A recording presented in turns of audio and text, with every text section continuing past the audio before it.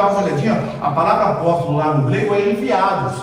Então, enviados no sentido restrito de Jesus, somente aqueles 12. Não existe mais esse apóstolo no sentido místico que as pessoas às vezes tentam, retratar.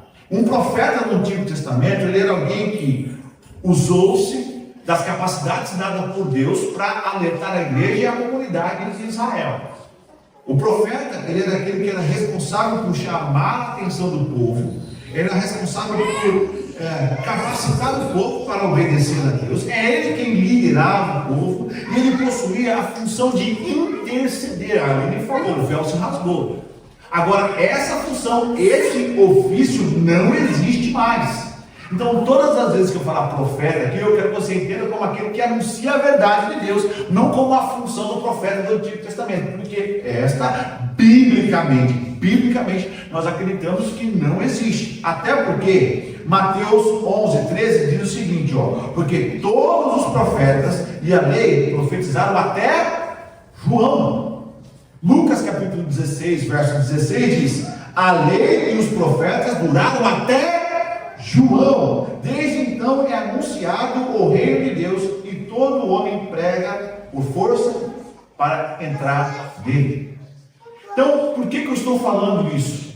Porque o ofício daquela pessoa que tem dons sobrenaturais, tudo aquilo que nós vimos no Antigo Testamento, que Deus precisava levantar por conta do povo, no caso aconteceu com os juízes, isso não existe mais. O que existe é o dom que se é dado para que a igreja possa ser edificada. E eu acredito nesse dom, acredito mesmo, até porque o meu casamento, eu lembro que eu estava na igreja, na vigília de jovens, e eu estava lá e eu recebi uma profecia. A pessoa falou assim, você em 6 meses você vai casar. Eu até contava que no dia, estávamos eu, a Carol, nós estávamos orando, estávamos lá na vigília dos jovens, e quando o rapaz profetizou, falou assim, conta 6 meses, você vai ver que vocês vão casar. A Carol riu no coração dela, falou, se ele soubesse a minha carteira, se ele soubesse a minha financeira. Gente, não é para o rapaz profetizando, ele falou assim, você está olhando para a sua carteira, para quanto você tem na sua conta. Depois, quando acabar o culto, pergunta ela aqui na frente. Você está olhando para a sua conta, mas você vai ver o que vai acontecer daqui 6 meses. Isso foi em julho de 2011. Em janeiro de 2012, dia 14, seria a data, né? Janeiro, dia 14, estávamos nos casando. Então o dom ele continua. E nesse dia, para você ter ideia, irmãos, ele falou sobre mim, falou sobre a Carol, e também falou sobre o pecado, porque o profeta ele tem que anunciar o pecado, a gente vai falar sobre isso. E ele falou assim, existem pessoas aqui que estão em relacionamento inadequado. E ele falou, se vocês não pararem, ela vai engravidar. Irmão, deu 6 meses, padeceu uma jovenzinha grávida. Então, o dom, amados, ele existe. Não o ofício. O dom, ele existe. No entanto, como nós devemos entender a luz, o que está acontecendo agora? Que quem tem celular, quem tem Instagram, quem tem internet, sabe o que está acontecendo com a questão da profecia. Como tudo isso está sendo banalizado. Então, à luz de tudo isso, nós precisamos ter um filtro para saber o que é de Deus e o que não é de Deus. Nós precisamos ter um filtro para não ser enganado. Nós estamos aqui, a igreja está se formando aos poucos, está ganhando corpo aos poucos, mas duas coisas nós colocamos logo no início: o culto de oração de quinta-feira e escola bíblica. Está ali o diretor da escola bíblica, Dilson, que sabe que nós, desde o Calvário, prezamos por isso. Irmãos, uma igreja sem conhecimento, ela vai falir, mas ela não vai falir no sentido físico de perder dinheiro. Pelo contrário, às vezes acontece o oposto. Mas uma igreja que não pensa biblicamente falando, ela vai falir espiritualmente, porque ela pode estar cheia de pessoas, cheia de dinheiro, cheia de glamour, mas está vazia de Deus. Então, à luz do alerta de Mateus, aqui nós temos uma espécie de características dos profetas do Senhor. Então, pensando nisso, pensando nessa preocupação, porque eu preciso, nós, a Igreja Batista Redenção, precisa dar uma resposta a essas coisas que estão acontecendo. Você sabe, irmãos, que eu sou professor, estou tanto no ProSaber, que é uma escola com princípios cristãos, mas eu também estou no meio secular. Dou aula em 2 outras escolas. Eu não posso perder a piada, estou melhor que o Júlio. Porque o Júlio só tem 2 empregos, eu tenho 3. Então estou lá no Odinei, estou no Generoso e estou no Próximo e estou aqui com vocês. E Deus tem me dado alguns enfrentamentos que são complicados, irmãos, porque eu estou lá sentado, chegam os professores, que sou professor, com orgulho, mas eu sei que eles já chegam, o que é uma batizada? A brincadeira que eles tiram com a questão pastoral, a brincadeira que eles fazem com o ofício de pastor perto de mim. E agora o que eles começaram a fazer? Falar no professor menino para mim toda hora. Aí fica brincando, tem isso lá na sua igreja, pastor João? Como é que é lá na sua igreja, pastor João? Então eles ficam falando. Então é necessário sim que nós entendamos que a igreja, o púlpito, ele ainda é profético. Que a igreja evangélica, embora tenha os seus problemas, ainda tem um chamado muito forte, tem uma missão de espalhar o evangelho. E que existem pessoas sérias nesse meio, mas nós precisamos então, à luz da palavra, aprender a separar o joio do trigo. Então eu separei 4 lições para a gente nesse texto, que é para a gente aprender como discernir aquilo que é da palavra de Deus, aquilo que é de Deus e aquilo que não é. A primeira lição está aí nos versos de 1 a 2. Os verdadeiros profetas de Deus pregam arrependimento. Dá uma olhadinha em João Batista e como ele anuncia. Olha o que ele diz. E naqueles dias apareceu João Batista pregando no deserto da Judéia e dizendo: arrependei-vos, porque está próximo o reino dos céus. Amado, João Batista era um homem espetacular no que diz respeito à proposta de aceitar o chamado de Deus. Foi um cara que mergulhou na função e no ofício dele de profeta, sendo o último dos profetas, porque depois viria o derramamento do Espírito Santo em Pentecostes, e hoje você tem dom, eu tenho dom, hoje o dom é para a igreja. Mas esse homem, ele ficou recluso no deserto, entendendo que precisava se capacitar. E quando ele estava lá, e quando ele pregava, as pessoas iam até ele. E sabe qual que era a mensagem de João Batista? A mensagem de João Batista era: arrependam-se. Todo coração humano tem a semente da rebelião germinando lá no fundo. Nós somos assim. Como seres humanos que herdamos o pecado de Adão e Eva, nós temos no nosso coração a rebeldia, a vontade de se rebelar contra a autoridade, a vontade de se rebelar contra a presença de Deus. Então João Batista, sabendo disso, pregava: arrependei-vos. Entendam que há uma semente em você, é uma semente que está te corroendo, é uma semente que está mudando a sua mentalidade, é uma semente que está te afastando de Deus. Então se arrependa. A rebelião sempre começa no coração do ser humano. A rebelião contra a autoridade de Deus foi o primeiro pecado da humanidade. Vocês se lembram de Gênesis 3? Deus havia dado uma ordem, o que fez Adão e Eva? Desobedeceram. A partir daí, a raiz da rebelião entrou no coração do homem, a tal ponto que Romanos 3, 23, você vai ver que todos estão destituídos da graça de Deus. Portanto, precisamos nos arrepender e voltar para o Pai. Precisamos entender que a partir de Gênesis 3 há uma semente de rebelião, de revolta contra tudo que se chama Deus. Então nós precisamos lutar contra a nossa carne. Dentro de nós há uma luta entre carne e espírito. O apóstolo Paulo depois vai se encarregar de falar sobre isso em 1 Coríntios, 2 Coríntios, em Gálatas. Ele vai traçar um tratado teológico em Romanos sobre essa guerra que está dentro de você e dentro de mim. E o pregador, o profeta, ele precisa anunciar isso para a igreja e falar: nós como um todo precisamos nos arrepender das nossas falhas, dos nossos erros, dos nossos pecados. Amém. A função do profeta de Deus é alertar o homem contra a sua natureza e pregar arrependimento. Por isso que nós temos que ter muito cuidado com pregação coaching. Por isso que nós temos que ter cuidado com pregações que vão muito mais adornar o coração do homem do que alertá-lo sobre a sua própria natureza.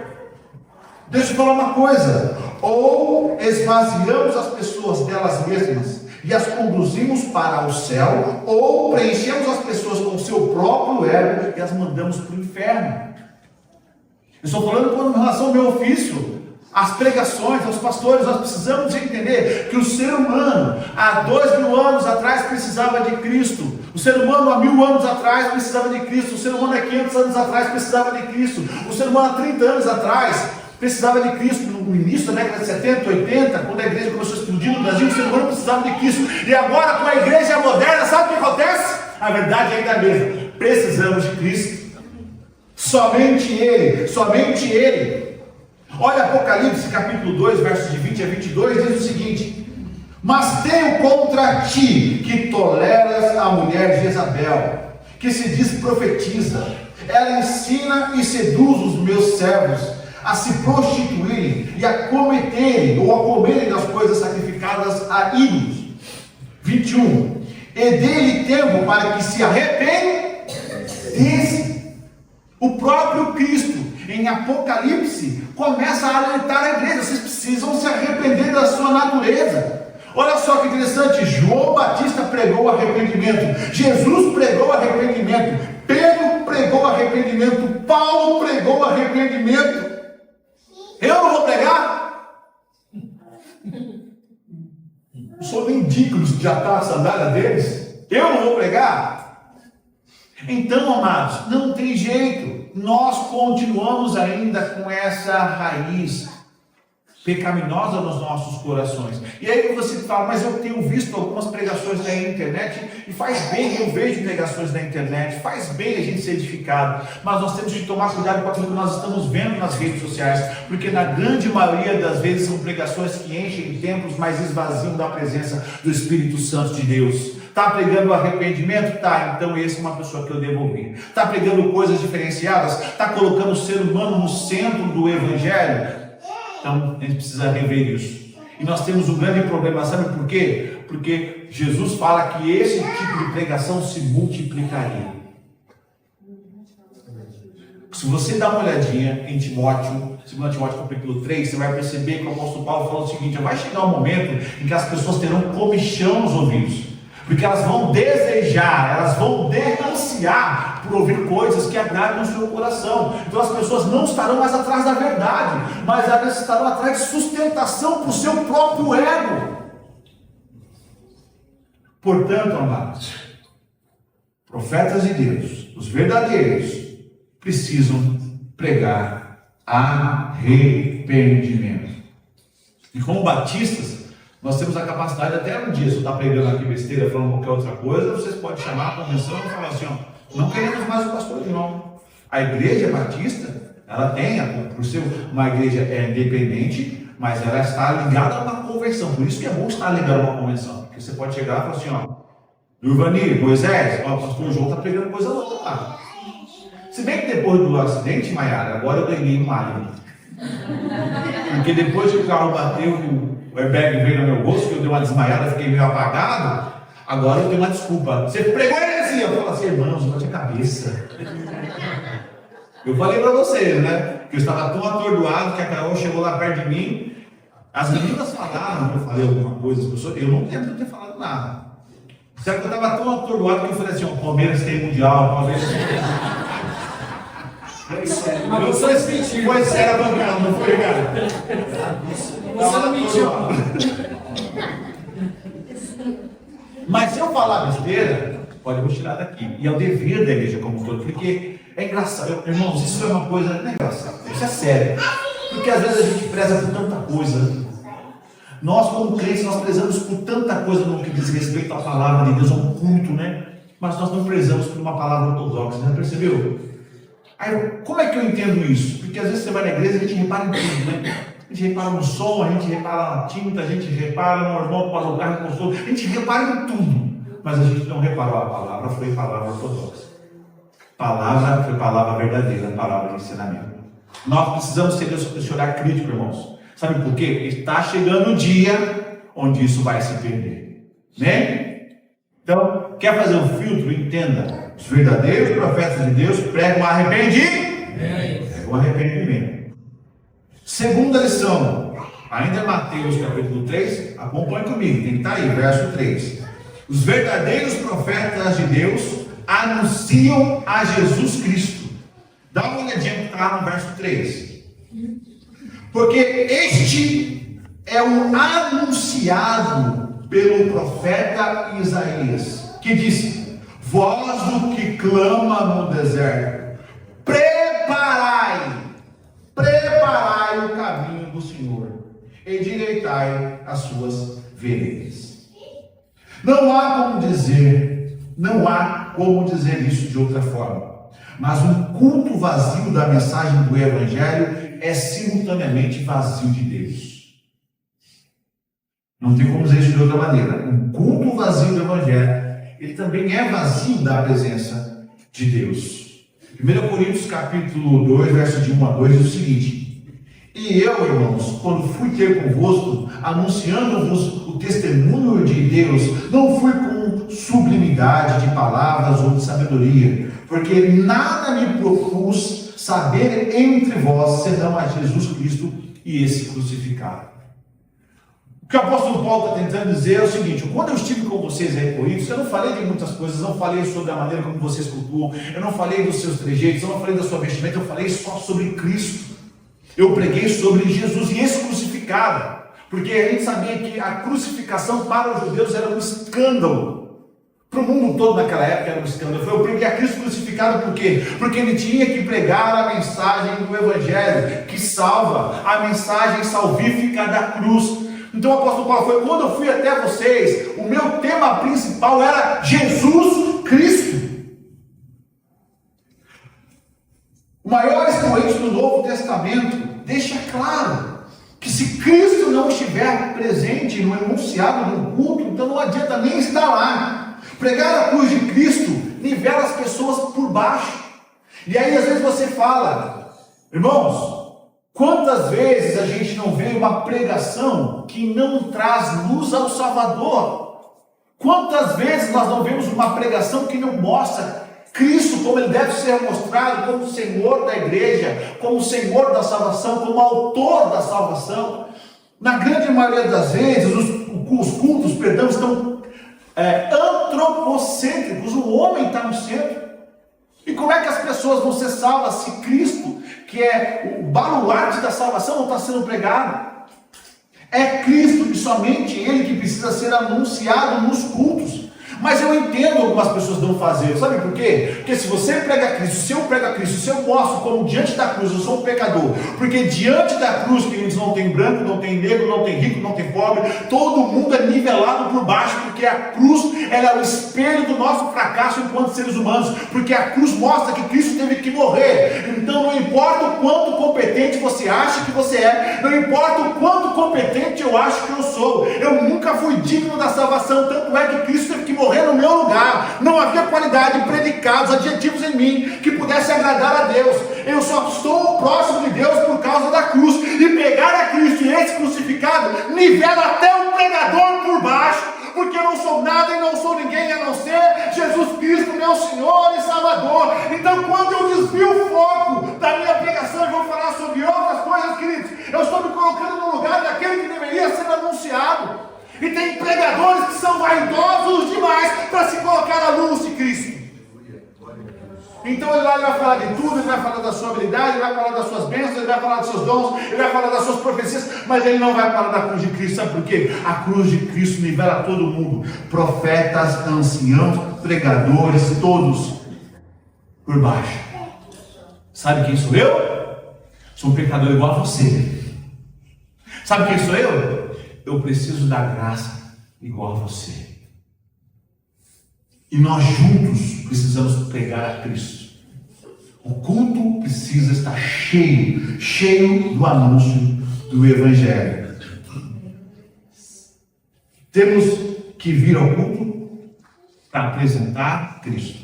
Temos que vir ao culto para aprender sobre Jesus Cristo. Temos que vir ao culto para nos arrependermos diante de Cristo. Temos que vir ao culto para exaltar o nome de Cristo. Temos que vir ao culto para louvar a Cristo. Temos que vir ao culto para entender que é somente Cristo. Somente Cristo. Somente Cristo. Então, quer saber se o profeta é verdadeiramente vindo de Deus? Veja se ele está anunciando Jesus Cristo.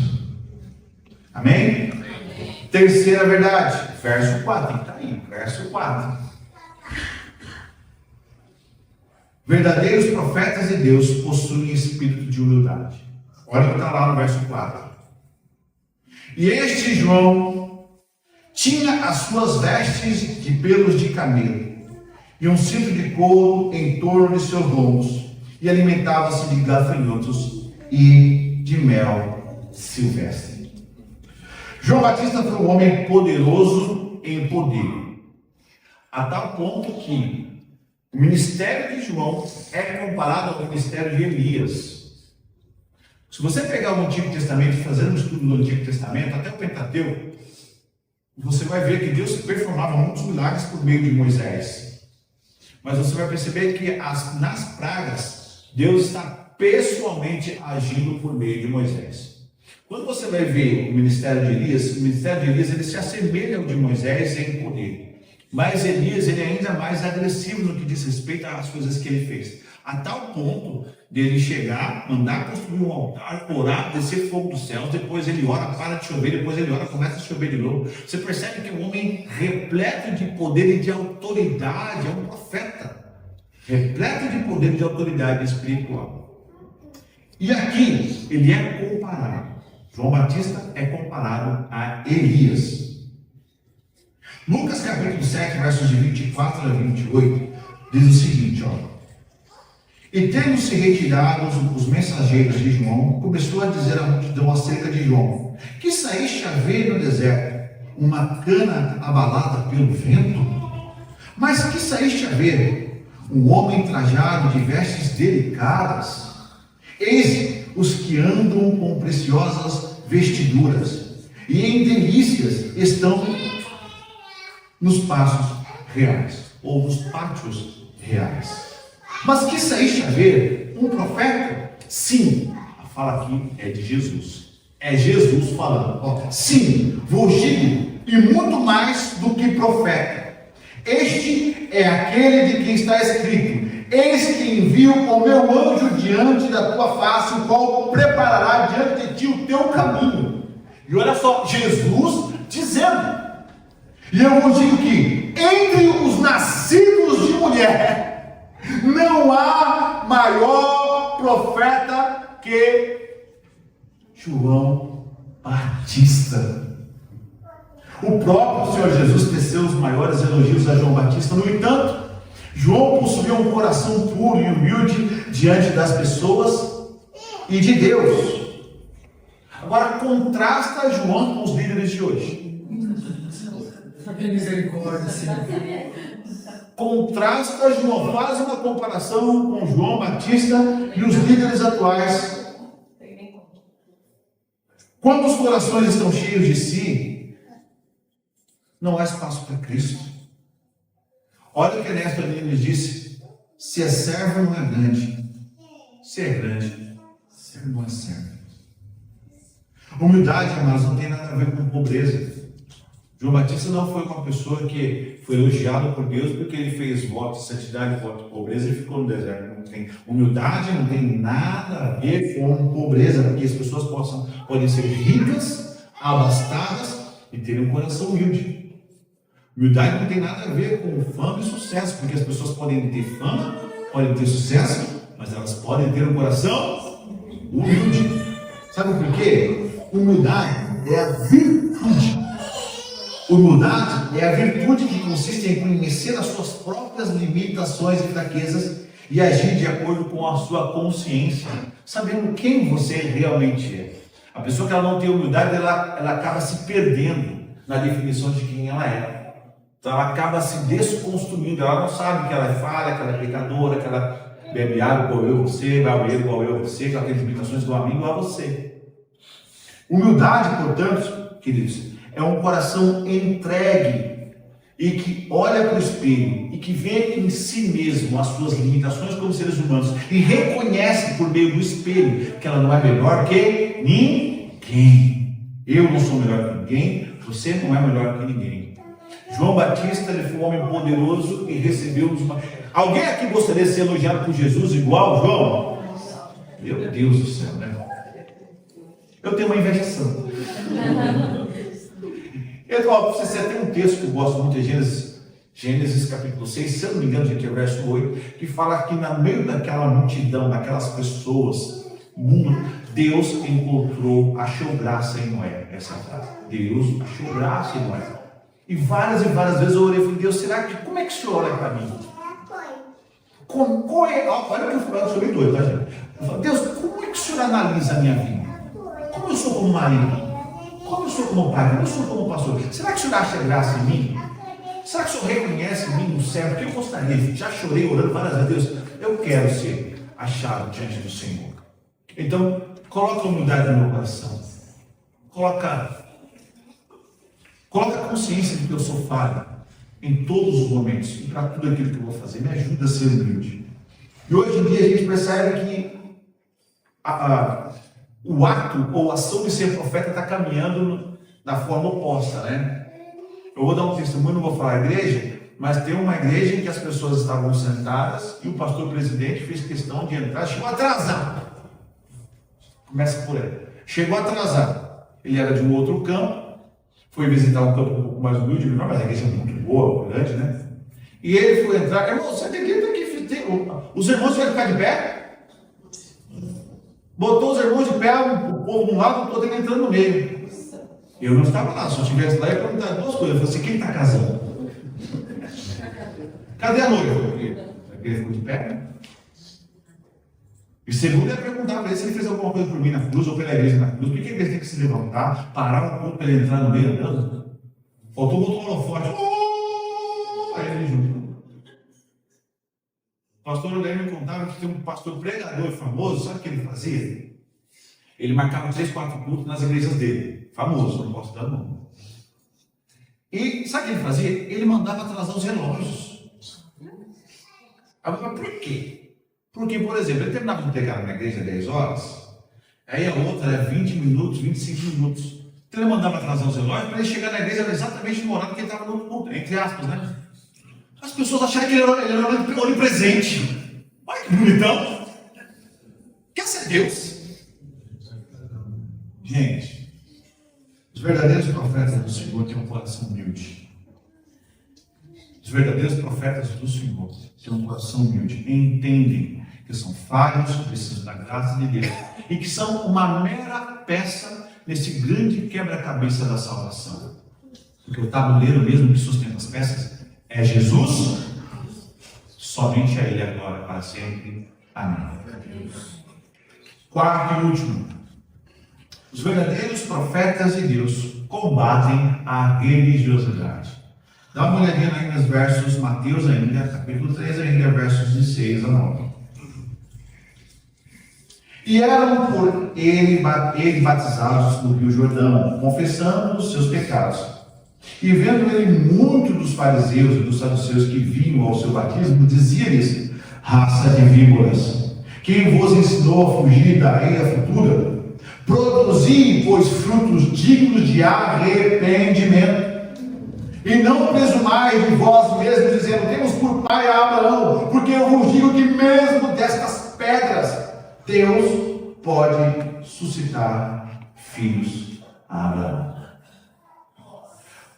A ira de João não é com os fariseus pelo cargo que eles exerciam, porque você vai perceber que historicamente os fariseus eles foram cruciais para a preservação da palavra e da liturgia. Os fariseus e os saduceus eram escolas teológicas diferentes, pensa assim, eram escolas teológicas diferentes, mas que contribuíram para a preservação das Escrituras. Então eles tiveram um ponto crucial e importante nesse aspecto. Mas o que Jesus Cristo está criticando? Se você for lá depois, aqui a gente não tem tempo para explanação mais longa, mas se você for lá em Mateus capítulo 11, verso 28, que tem uns versículos mais saborosos da Bíblia, que é: vinde a mim todos os que estão cansados e sobrecarregados, e eu vos aliviarei. Por que Jesus está pregando sobre isso? Jesus está pregando sobre isso porque os fariseus e saduceus e líderes religiosos faziam o contrário. Aquilo que já era pesado para o povo, eles pesavam ainda mais. Aquilo que já era difícil para o povo, eles ainda tornavam mais difícil, que era o processo religioso. Nós sabemos, quando você lê Deuteronômio, como você lá, Deuteronômio, Levítico, você vai ver a quantidade de leis que tem lá, todo o processo religioso que tem lá. E o que os fariseus e os saduceus faziam? Eles deixavam isso mais pesado.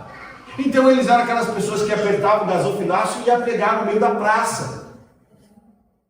Aí depois alargava para fazer que estava muito tempo lá orando, se mexia, então alargou o gasofilácio. Sabe o que eles faziam? O filactério, perdão. Então eles apertavam o filactério, ia comer da praça, depois davam uma soltadinha para fazer, porque eles oravam em movimento.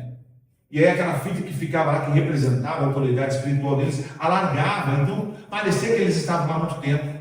Você lembra de Jesus falar sobre eles? Falou assim, ó, vocês vão jejuar, o que eles faziam? Vamos pegar o versículo ao contrário. Jesus falou assim, não façais igual aos fariseus e saduceus. O que eles fazem? Que desfiguram a própria cara quando eles estão em jejum. Vocês vão fazer o contrário. Vocês vão lavar o rosto.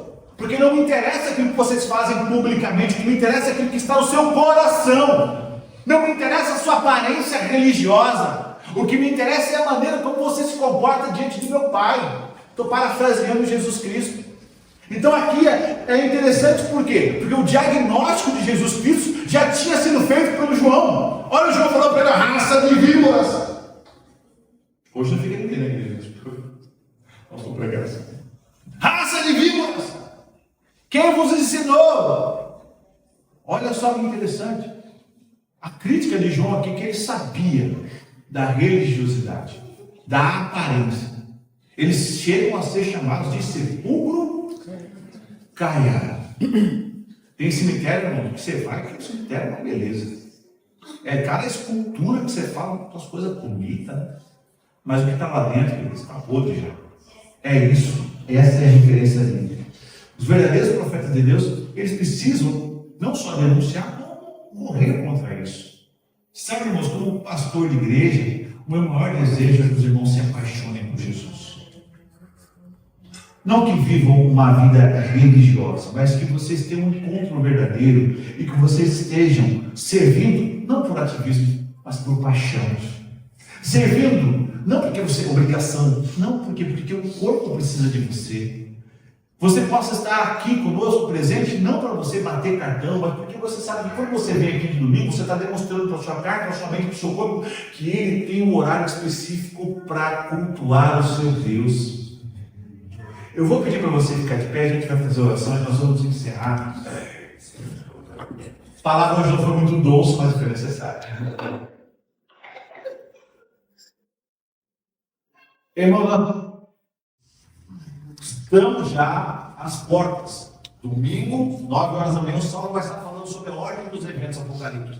E eu acredito com todas as forças do meu coração, porque um dos sinais seriam basicamente essa quantidade de falsos profetas. E olha o que está acontecendo aí. Então, hoje nós temos uma resposta para isso. Quer saber se é servo de Deus? Dá uma olhadinha lá. Quer saber se é profeta de Deus? Dá uma olhadinha lá, lê lá. Está pregando arrependimento? Está anunciando a Jesus Cristo? Tem um coração humilde? Combate a religiosidade? Então é homem de Deus. É uma pessoa que você pode ouvir. É um podcast que pode estar na sua casa. Fora isso, meus amados, precisamos entender. Falta pouco para a volta do nosso Senhor Jesus Cristo. E nós não podemos ser ludibriados ou enganados. O púlpito precisa alertar isso. Então essa é a minha função como pastor. Alertar as pessoas. Irmãos, para a gente encerrar, eu recebi às vezes um aluno chegou para mim e falou, pastor, que alguns chamam pastor, outros chamam professor, outros chamam de patrossor, que é a mistura de professor que confunde. Mas eles trazem de cada testemunho, irmãos, que meu Deus do céu. E eu não sei o que fazer, irmãos. Eu falei, um aluno chegou para mim, professor, foi um rapaz lá cheio de poder na minha igreja. Eu falei, sério? Ele foi com o manto amarelo. Aí você já fica assim. Ele estava com o cetro, que ela chamava de cetro do poder. E aí ele saía tocando na cabeça das pessoas, sem você precisar ver o que acontecia. Eu falei, meu Deus, o que eu vou fazer? Eu fico orando para Jesus, me dá sabedoria. Porque o meu maior medo não é matar a fé da criança. Falar para ele, isso aí não está na Bíblia não. E o outro falou assim, alegremente, meu Deus do céu.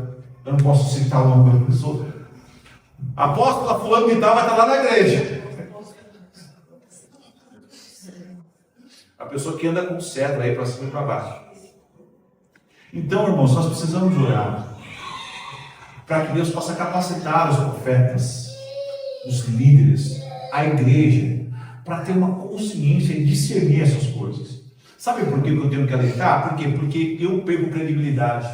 Você perde credibilidade quando essas coisas chegam na mão do grande povo, da grande massa. Quando você fala que você é crente, quais são as perguntas sinceras para nós orarmos? Quais são as perguntas que as pessoas te fazem quando você fala, eu sou crente? Primeira, vai lá da direita do pastor? Segunda, lá na sua igreja, cheia de charlatanice?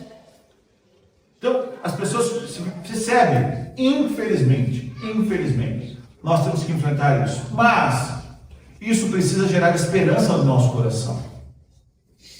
Porque nós estamos em uma igreja séria, mas acima de todas as coisas, a palavra está se cumprindo. Vamos orar? Adilson, vem aqui fazer essa oração. Adilson, que é nosso diretor da escola bíblica, vem cá fazer essa oração. Como eu falei,